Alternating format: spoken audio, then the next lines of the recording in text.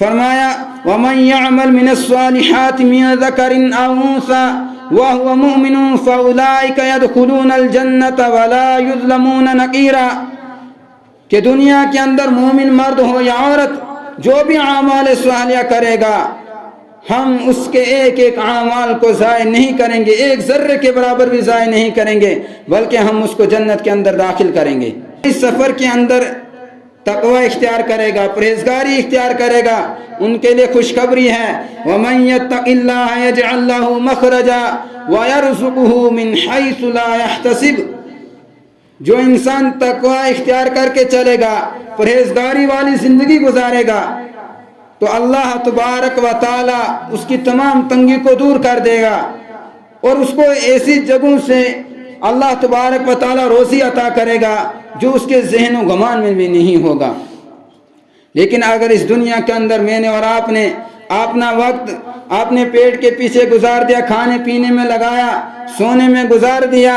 تو نہ اس جہاں میں مجھے اور آپ کو سکون ہوگا، نہ اس جہان میں مجھے اور آپ کو سکون ہوگا۔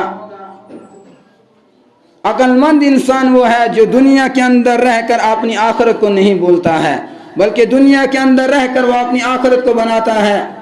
حضرت سلمان فارسی رضی اللہ تعالیٰ عنہ کا جب انتقال ہونے لگا تو وہ رونے لگے، زار و قطار رو رہے تھے۔ کسی نے کہا کہ آپ کیوں رو رہے ہیں؟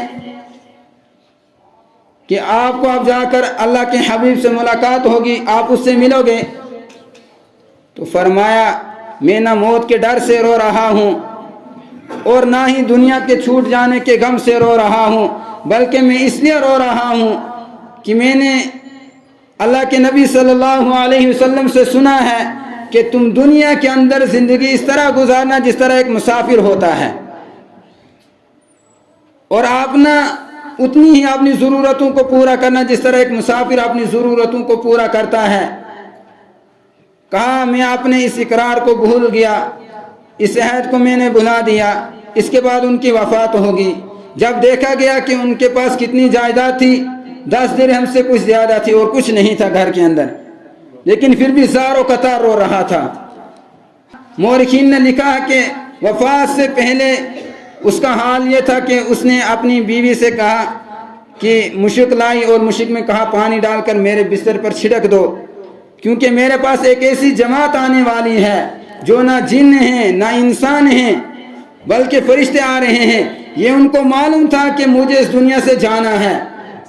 اور اللہ تعالیٰ کا حکم میرے اوپر نافذ ہونے والا ہے، پھر بھی وہ زار و قطار رو رہے تھے۔ میری اور آپ کی آخری سانس بھی نکلتی ہے دنیا کے پیچھے، مجھے اور آپ کو اس وقت بھی اپنی دولت یاد آتی ہے، اپنی خزانوں کی چابیاں یاد آتی ہیں، وہ کہاں چابی ہے، اس وقت بھی مجھے اور آپ کو وہی ذہن میں رہتا ہے۔ یہ وہ لوگ تھے جنہوں نے اپنی ساری زندگی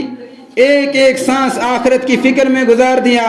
اور پھر بھی آخر میں روتے روتے کہہ رہے ہیں کہ ہماری ساری زندگی جو ہے وہ غفلت کے اندر گزر گئی ہے۔ میرے بھائیو، اللہ تبارک و تعالی ہر دن اعلان کرتا ہے، انسانوں کو کہہ رہا ہے اے میرے بندے جو دن کا گناہ گار ہے وہ رات ہونے سے پہلے توبہ کر لے، اور جو رات کا گناہ گار ہے وہ دن ہونے سے پہلے توبہ کر لے۔ اللہ تعالیٰ معاف کرنے والا ہے کہ آپ نے گناہوں پر ندامت کرو، آپ نے گناہوں کو چھوڑو، اس کے بعد پختہ اور عزم ارادہ کر لو کہ اس کے بعد ہم اپنے اللہ کو ناراض نہیں کریں گے، اس کے بعد ہم ایسے چھوٹے بڑے گناہ نہیں کریں گے جن سے ہمارا مالک ہم سے ناراض ہو جائے گا۔